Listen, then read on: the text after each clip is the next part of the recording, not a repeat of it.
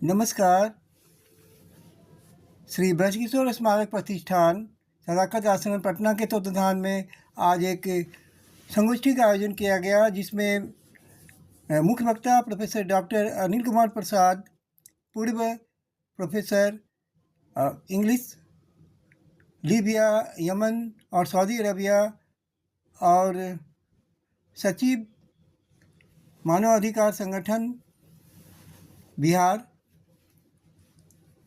और इस संगोष्ठी की अध्यक्षता प्रोफेसर रत्नेश्वर मिश्र, भूतपूर्व प्रोफेसर और विभागाध्यक्ष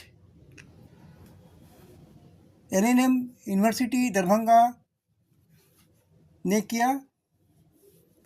इस संगोष्ठी का विषय था भारतीय स्वतंत्रता संग्राम में बिहार की भूमिका, बाबू ब्रजकिशोर प्रसाद का योगदान। कार्यक्रम के आरंभ में संस्था के सचिव डॉक्टर सुरेंद्र जायसवाल ने श्री ब्रजकिशोर स्मारक प्रतिष्ठान के इतिहास के बारे में बताया और उन्होंने कहा कि इस ऐतिहासिक प्रतिष्ठान का नींव भारत रत्न डॉक्टर राजेंद्र प्रसाद ने 6 मई 1955 को बिहार विद्यापीठ में किया। संस्था के सचिव डॉक्टर सुरेंद्र जायसवाल ने बताया कि 14 जनवरी को हर वर्ष बाबू ब्रजकिशोर प्रसाद की जयंती मनाई जाती है और इस अवसर पर 5 क्षेत्रों में उल्लेखनीय कार्य करने वाले व्यक्तियों को ब्रजकिशोर सम्मान से सम्मानित भी किया जाता है और भविष्य में युवाओं के लिए एक पुस्तकालय की शुरुआत भी होने वाली है, जिसमें वाईफाई की सुविधा भी रहेगी। संस्था द्वारा अभी तक लगभग 20 पुस्तकों का प्रकाशन हुआ है, जिसे सभी युवाओं को पढ़नी चाहिए।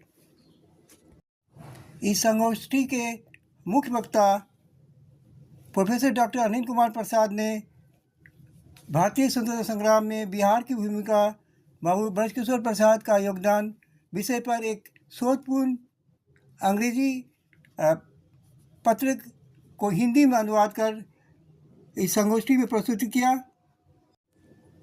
प्रोफेसर प्रसाद ने बताया कि गांधी को महात्मा का पदनाम बिहार में ही बाबू ब्रजकिशोर प्रसाद ने दिया। बाबू ब्रजकिशोर प्रसाद महात्मा गांधी के विश्वासी सहयोगी थे। भारतीय स्वतंत्रता संग्राम में ब्रजकिशोर बाबू की महत्वपूर्ण भूमिका थी। साथ ही साथ चंपारण सत्याग्रह की सफलता में भी महात्मा गांधी और राजकुमार शुक्ला का योगदान बहुत ही महत्वपूर्ण था।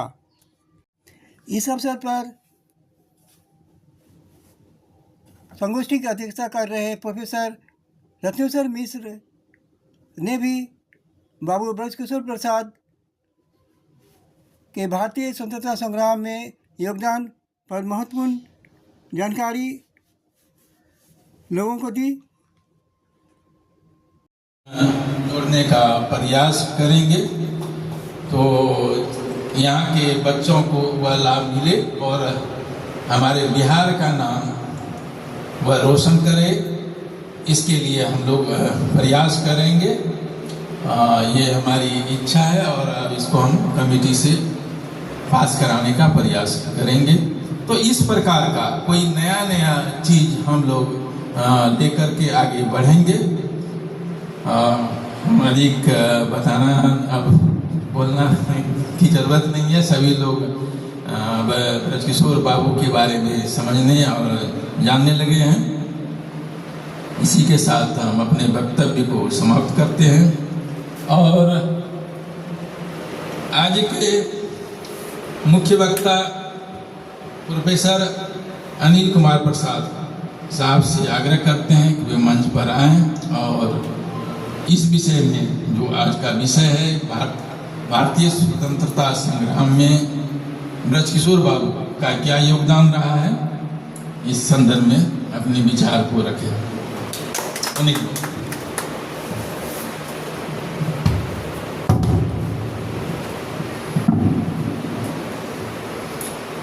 बहुत बहुत धन्यवाद अध्यक्ष महोदय, आदरणीय प्रोफेसर रत्नेश्वर मिश्र जी, ब्रजकिशोर स्मारक प्रतिष्ठान के सचिव डॉक्टर जायसवाल साहब, हमारे अग्रज डॉक्टर राम भगवान सिंह सर और जो भी विद्वज्जन यहाँ सभागार में उपस्थित हैं, सबको आज हिंदी दिवस की शुभकामनाओं के साथ मैं अपनी बात शुरू करता हूँ। उसके पहले मैं ये बता देना चाहता हूँ, अग्रवाल साहब ने लाइब्रेरी की बात की।